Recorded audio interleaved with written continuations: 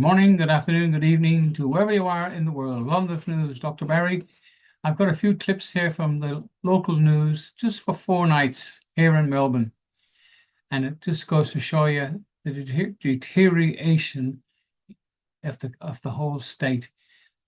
We've got no police. They're not getting paid properly. They're leaving. They're going to other states. It'll show you all this in the video. And it's all our fault because we allow the two major parties, the Labour Party and the Liberal Party, to run things. They're called the two so-called preferred parties. There are good people in probably both sides, but overall, they're nothing more than the left and right wing of a parasite. And it's not a goose. Well, perhaps it is a goose, but it's pretty rotten. We've got to do something about it. I'm 79. Let's go back a few years here in Melbourne in the 80s or in the 90s and stuff. The age at the end of the page, and probably this happened in every other state, there was jobs galore. Absolutely jobs. So people spent all day Saturday looking and Sunday writing down. Monday morning they rung up and they got a job. But the Labour Party, along with the Liberal Party, they allowed it to happen if they weren't in power. And it all went overseas. There's nothing left here. And they wonder why there's nobody doing anything. There's crime. Everything is out. They've allowed it to happen. They've encouraged it to happen. But with the help of the new politician in America, when January comes along, these people are going to start shaking in the boots. And it's about time we woke up and shook on our boots. We've got to stop allowing these criminals get away with it. There are lots of little parties like Pauline Hanson, who's been banging her head off the wall for years. Nobody listens to because the media will never give her a fair go. The Libertarians, another great party that are doing great work. Freedom Party is out there. Rod Cullerton, there's good people out there trying to do something, but they will never get a look in because the criminal politicians own that criminal media. And we, the people, are stupid because politicians are supposed to carry out the will of the people. They've privatized everything. They turned this place into a republic by the Act of 1986. Thanks to Whitlam and Bob Hawke, they destroyed the place, and the Labour Party, the Liberals, allowed it to happen. So they're all the rotten left and right wing of a rotten lot of birds.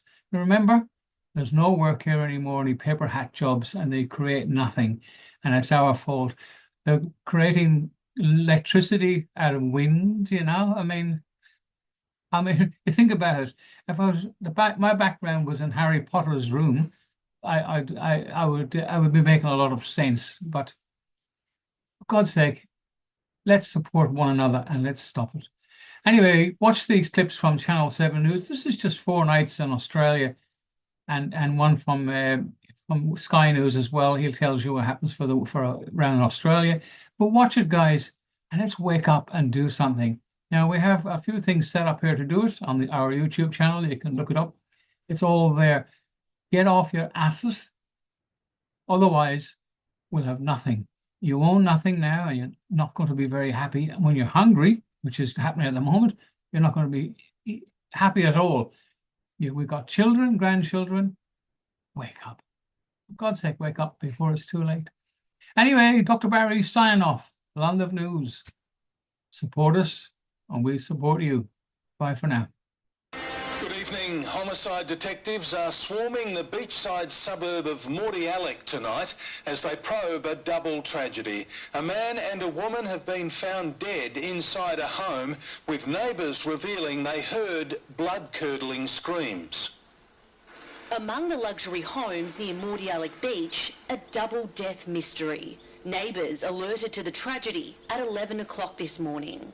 I just heard a lady scream, really awful, worst scream I've ever heard. The screams drew people from their homes to a block of units. There was a man and a lady on their front balcony, I suppose, and they were looking very distressed. 2 bodies were found inside the property after a colleague raised the alarm when one of the deceased failed to turn up to work. This is a really tragic incident and would have been really traumatic for the person who located the male and female. Police confirm the pair was known to each other and the homicide squad is investigating. At this stage, whilst we keep an open mind, We are not looking for anyone else involved.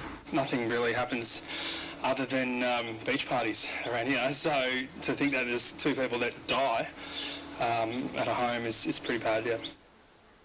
And Estelle Greepink is at the scene tonight. Estelle, the investigation is into its 7th hour. Yes, Mitch, that's right, it is. And police have described this scene as quite distressing, not only for the officers who are having to process it, but also, of course, for that work colleague who made this grim discovery of those bodies earlier today. The scene still has quite a few police here. It's expected this street will be blocked off for quite some time as detectives continue to work through contacting loved ones of that man and woman who have passed away. Mitch? Estelle Greepink at Mordialloc. Thank you. Melbourne has been rocked by a second child abduction alert in the space of 2 days, this time in Tullamarine, where a stranger approached a 14-year-old girl. Nick McCallum is live with the latest on the manhunt, and Nick, this is every parent's worst nightmare. Peter, just after 6 o'clock last night, the 14-year-old was walking along Spring Street. A man in a white high-ace van pulled up alongside her and told her to get in. She refused and then hurriedly walked into this park behind me, where there's a playground, there's a library, there are cricket nets. Lots of people were milling around. Once home, she reported to her mother. Now, this vision shows the van continued west down Spring Street, did a U-turn and then left the area going east along Broadmeadows Road. The offender is of Middle Eastern appearance, aged about 50. He has a thick accent, grey hair and a grey beard. The male driver spoke to her and asked her where she lived, and at that point asked her in a quite determined way to get into the van. Won't go into specifics of how she's going emotionally at this time, but understandably she's a young woman and this is quite frightening for her. Oh, it's quite concerning because I've got 2 young daughters myself, and it's never happened. I've been here 23 years. Yesterday, a Blackburn mother spoke of a similar incident on November the 18th. Her son was approached also by a man in a white van, but the descriptions of the man and the vehicle are different, so police say they don't believe the 2 incidents are connected, but both are equally alarming. Peter? Nick McCallum at Tullamarine. Thank you. Woolworths shelves. Good evening. Hero witnesses have rushed to save the life of a teenager on work experience after he was hit by a speeding, out-of-control car in East Melbourne. The boy suffered shocking injuries in the peak hour collision that's left the female driver in a critical condition in hospital. High impact at high speed after the female driver of a station wagon lost control and hit a teenage pedestrian on the footpath. The cars just come barreling through here like at 120, 140 at least. The young bloke standing beside the ute got flipped up, thrown onto the road. The Holden Astra then slammed into parked cars on Victoria Parade in East Melbourne and caught fire as others rushed in. I've had to hold the young bloke because I couldn't help her out. She was too damaged for me. The nurse that was there said she had a pulse, but she wasn't moving. Greg Gardner was on his knees helping the teenager who had a serious leg injury. I just ripped my whole shirt off and just packed it into a ball and pushed it right onto him. I didn't want him to bleed out. He was a young man on work experience. Yeah. How do you know that? I was talking to him as I'm holding him. He says, I'm going to die. I said, no, mate, you're as tough as nails. You're a tough son of a bitch. You'll be all right. The car was on fire and we were just screaming out, we'll just get fire extinguishers, whatever, to put it out. Everything could have exploded, it could have done something, and it was just a nightmare. Do you reckon she went through a red light here? Oh, 100%. Just doofed it. Yeah, it did. If it was red, green, blue, it wouldn't have mattered. She was going through it anyway. Apart from the fire, another danger straight after the crash were live wires exposed when traffic lights went flying. There was a motorbike that pulled up, looked across to the woman in the car, the wreckage, and just turned around and said, I hope you go to jail for that, and then immediately took off. She's probably passed him at great speed. The victims remain in hospital, the driver critical, the pedestrian serious. Paul Dowsley, 7 News. In Oakley South, a driver was killed when their car collided with a truck. The crash happened at the intersection of Warrigal Road and Orange Street around 11 this morning. The truck driver stopped at the scene and is helping police. A baby girl is fighting for life and 2 other children are in hospital after a head-on crash in Melbourne's west. A 22-year-old man was behind the vehicle of the other car and just faced court, charged with dangerous driving. A head-on with heavy consequences. A 22-month-old girl left with life-threatening injuries, the Deer Park neighbourhood shaken, neighbours rushing to her aid. They say the baby needed CPR until paramedics arrived, her family in hysterics. There was a crowd of people around and people screaming. The little girl needed emergency brain surgery today. She has bleeding on the brain, a punctured lung and a broken leg. She was one of 6 people in the Nissan Qashqai, including 2 other young girls who were also hurt. So were 2 women and a man who were in the car with them. All 6 were taken to hospital. This is a family, an entire family has been affected coming into the holiday period. It's pretty shocking, actually. Yeah. The driver of the other vehicle walked away unhurt. The 22-year-old man was arrested at the scene. The police investigation will examine if dangerous driving was involved. This afternoon he was charged and faced court. Police say he turned his Honda onto the wrong side of the road, telling them he was tired. His bail application has been put off until next week. Security camera vision appears to show the Nissan running a red light in the seconds before the crash. Court told major collision investigations won't be complete for weeks. Rory Campbell, 7 News. As many as 5 killers are on the run this evening after a night of violence across the city, with police opening 2 homicide investigations. First to South Melbourne, where a young man was killed in a terrifying home invasion. Sarah Jane Bell is there for us this evening. Sarah Jane, police are hunting multiple killers. Beck, it was shortly before 7:30 last night when offenders tore into the house on Ifla Street, and nearly 24 hours on, police are still at the scene. Inside, the victim was a man in his 30s, Hugh Brannan. He had been living at his friend's mother's house over the past few months. The elderly woman was also inside at the time on the phone to her daughter, who called 000. 7 News understands that up to 4 men were involved in this attack that took place in the bathroom before they fled the scene. Now, the elderly woman, she stayed with Hugh until paramedics arrived, but he couldn't be saved. Today, the police investigation was extensive. As forensics canvassed inside, officers were searching through nearby streets for evidence, bagging anything they could find that might be linked to this case. Friends this afternoon came to lay flowers, remembering Hugh as a protector with a kind heart. Kind-hearted, staunch, protective friend. Why this has happened, I'll never understand. Are you surprised that something like this has happened? Not at all. Not the least bit. I was just waiting for something like this to happen. It was like a recurring thing. The attack has left the older tenant in shock and devastated. Today, the killers remain on the run as the homicide investigation continues. Sarah Jane Bell reporting live, thank you. And the homicide squad is also investigating the death of a woman inside a Footscray brothel overnight. The area has been a crime scene for almost 24 hours as detectives search for answers. An adult entertainment club turned murder scene after a woman's body was found inside around 8 o'clock last night. Police were called to Rainbow Garden on Cowper Street in Footscray for a welfare check. When they arrived, they made the grim discovery. Her body was found inside one of the rooms at the premises. So far, the investigation has far more questions than answers. Police can't shed any light on the woman's identity, what she was doing there, who might have killed her, or why. A white Land Rover was parked outside. Detectives quickly sealed it off inside a tent, though how it's involved is also a mystery. Neighbouring workers say it's not the first time there's been trouble at the brothel. Some claim the owner had previously been threatened by a machete-wielding attacker, but don't know why she was targeted.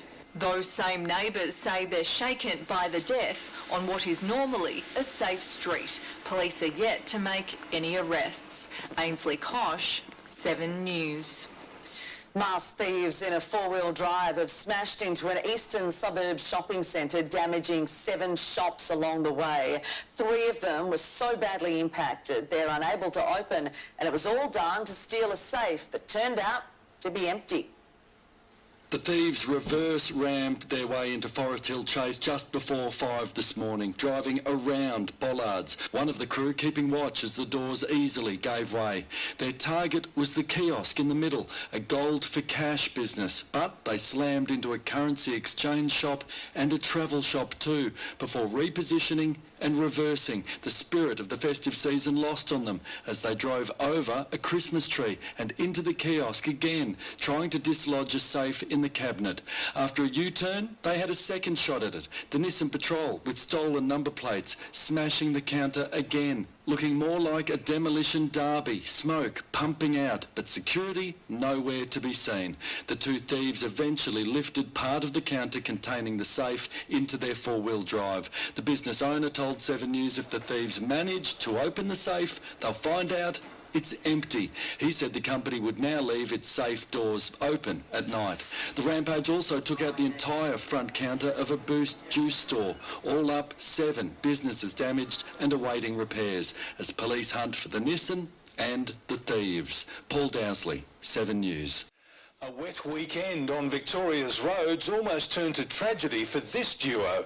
They'd stopped in the emergency lane when an out-of-control ute came crashing in.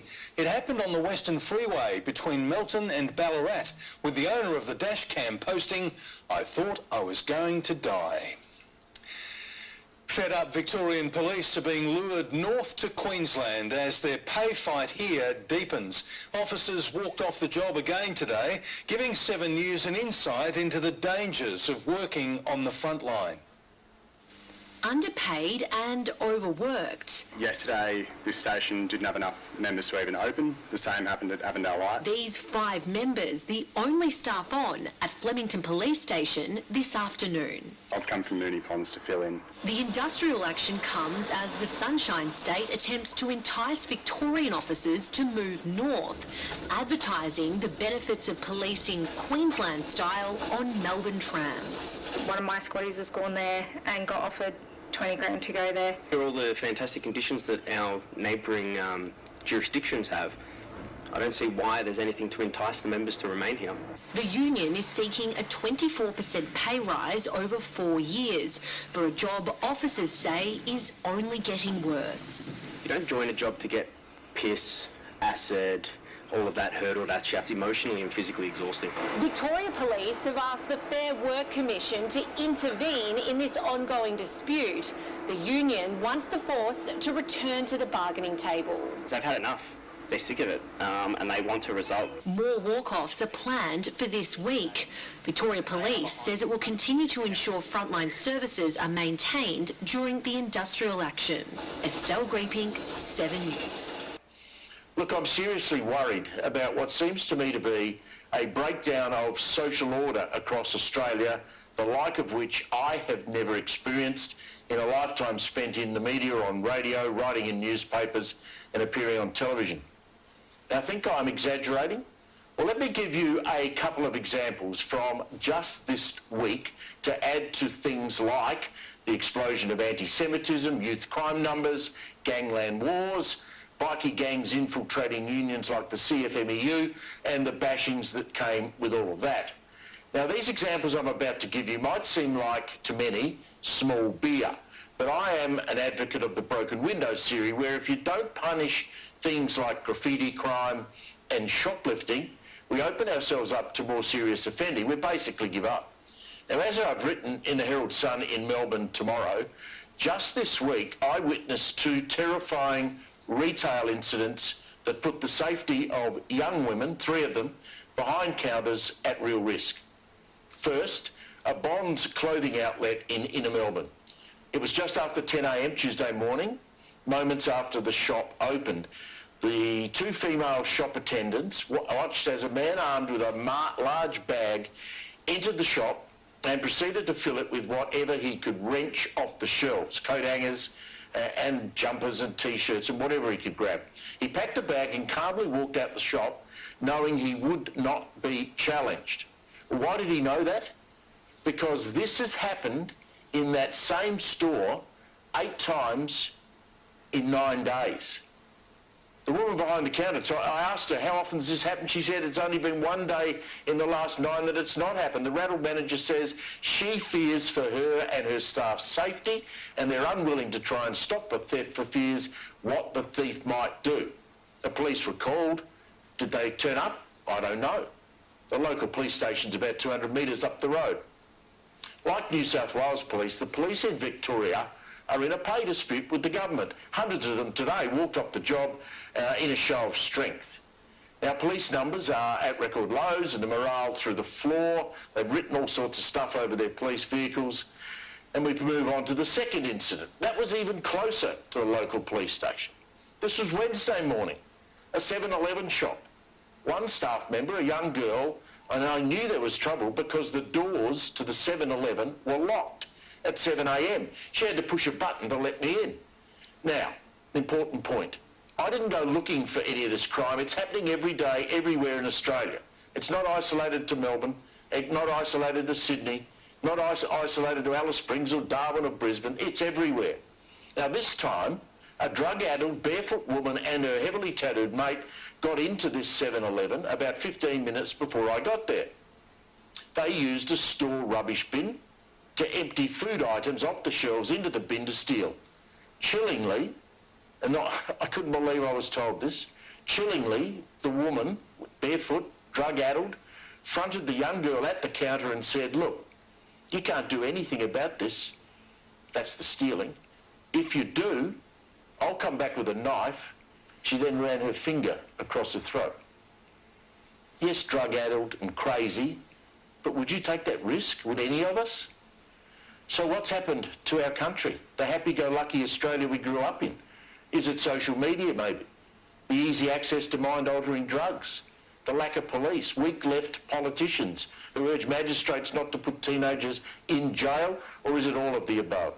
Again today, as I stepped over homeless people sleeping in vacant shop fronts and beggars asking for cash, I thought, how did this happen to our Australia? Who turned a blind eye?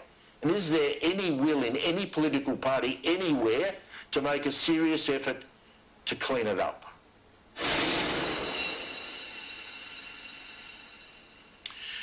Joining me now is Victoria Shadow Police Minister Brad Batten. Brad, you heard what I've just outlined. You can read it tomorrow. You're an ex-police officer yourself. Where have we gone so wrong? Yeah, good evening, Steve. As you said before too, today marks 10 years since the Allen Labor government were elected. That's 10 years where crime rates have continued to increase. We're now sitting at an 18% increase in aggravated burglaries across Victoria. We've seen less police with 1,000 vacancies on the rosters. We've got police stations closed, 43 of them at a time, sometimes more. We've got 700 people on leave from the Victoria Police at a time with mental health or other issues, long-term illnesses. This is all increasing the crime across the state because people can get away with it. And the one you said there, we were talking about in Melbourne, in Paran, and some of the crimes that are happening down there, you couldn't actually bet on this unless you saw a photo. You have to see a photo to believe this. There was a sign on the Malvern police station that was shut. They were closed down because they had a lack of staff. It said, go to Paran. When you went to Paran, there was a sign at the Paran police station that said, sorry, we're shut, go to Malvern. So you actually could go between the two stations and there was no staff available. Now, that's not the police fault. They just don't have the numbers to open those stations. And that's a real concern for victims who need to go to the police stations to get support. We've even seen one case where the station shut and the young person who went there was being chased by an ex-boyfriend, was assaulted at the police station.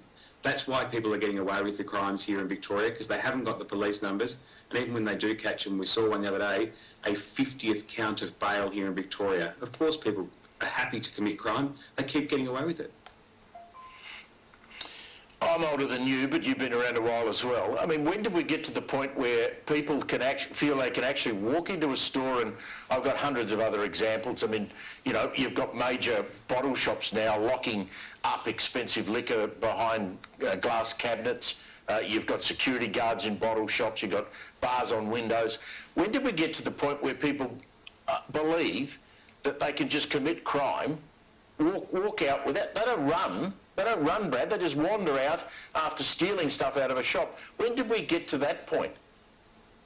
It's when governments continue to change policies around things like bail and say that if you go into the court system for committing a crime, then the expectation of the courts is to give you bail as the priority and only remand you in exceptional circumstances. Well, when that message gets out there, whether it's young people or older people committing those crimes, they continuously know they're going to get away with it. It'll be very interesting to see what happens now up in Queensland under the David Christofouli changes, where he's going to strengthen bail and bring in a lot tougher sentencing for people across the state, and to see the change there. And in Victoria, we've got the opposite with our government, where everything seems to go in favour of the offender and everybody forgets the victims. And the victims are who you said today, Steve, people just going to work. If we can't protect people who are just going to work, to do their job, to pay their rent, just to get by in life, and we can't protect them in our community, or we're sending a message it's okay to stand over them to steal things, then that is not good enough, and the government needs to start changing their policy direction to ensure we've got the police numbers and the court action so you can feel safe at work all the time, every time.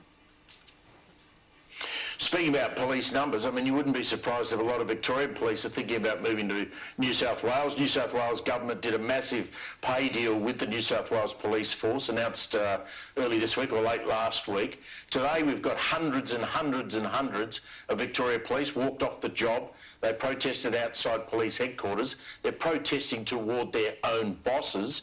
Police vehicles in Melbourne are daubed with messages about how they're overtime they're not being paid for. Their rosters are out of control. They don't feel safe. They haven't got the decent equipment. I mean, how can this pay deal have gone on this long with a group of Australians that we asked to protect us? I think it was, I went to the walkout today and spoke to many of the police there, and it was described perfect. They have the courage to go to the events that all of us run away from, and their own government doesn't have the courage to sit across a table and look at them in the eye and talk about their pay and to ensure they can get a fair day's pay to get more police in there. But what's actually worse, Steve, is whilst we were standing there and doing that message and discussing this with the Victoria police officers who work so hard, the tram went past. And on that tram is an ad to go and join the Queensland Police. So in Victoria, we're advertising at the moment on Melbourne trams that Queensland Police are recruiting, and that's the place to go. We lose more police every fortnight, more years experience than we're currently recruiting, and that's why we've got over 1,000 vacancies. And they're leaving because they don't think the government respect them. The government said specifically when the Treasurer spoke about the pay rises, they said, will you be able to find the money if Fair Work Commission forces you to pay them?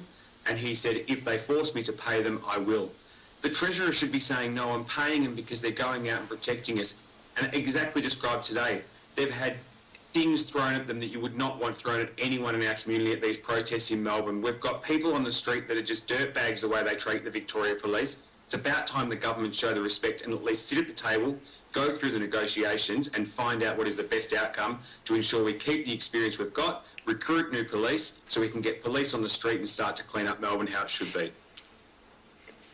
Yeah, we're going to lose a lot of police if we don't do that. Look, I didn't think anything could get worse in Victoria when the Herald Sun broke a story this week about a convicted murderer stabbed to death her housemate in front of the housemate's 4-year-old over a $50 note, stabbed the person to death, is serving a lengthy jail term, as she should be, but has applied to have IVF. And the prison system is going to allow this to happen. And if she's successful in IVF, any child born to her would spend 5 years in jail with her, which you shake your head and just go, I mean, surely that can't be right. Today we have the mother of this convicted murderer, Alicia Schiller. She says she doesn't want to raise any child born as a result of her daughter. And it comes after Schiller told authorities the child could live with her mother once it turned 5. I mean, what the hell is going on here? This is a system that is broken, and as I said, I know we say that the corrections have allowed this. It's allowed because legislation allows this, and the Allen Labor government was so weak they came out and referred to a decision back in 2010 which said a person who was in there for welfare fraud was allowed to continue her IVF treatment because she'd already started it prior to going into jail. But now we're talking about someone who has stabbed a mother of 3 to death in her own bed, who's been in the prison system since 2014, is now asking for access to have a child of her own. What she stole from those kids is that motherhood she now wants to gain herself. It is a disgrace. We moved legislation this week in Parliament to stop this, and the Allen Labor government didn't just vote it down, they voted to not even have the debate on this so we could put it on the record to let every person in this community know we would never stand for this. We would introduce legislation so no one can commence IVF treatment whilst they're in the prison system here in Victoria.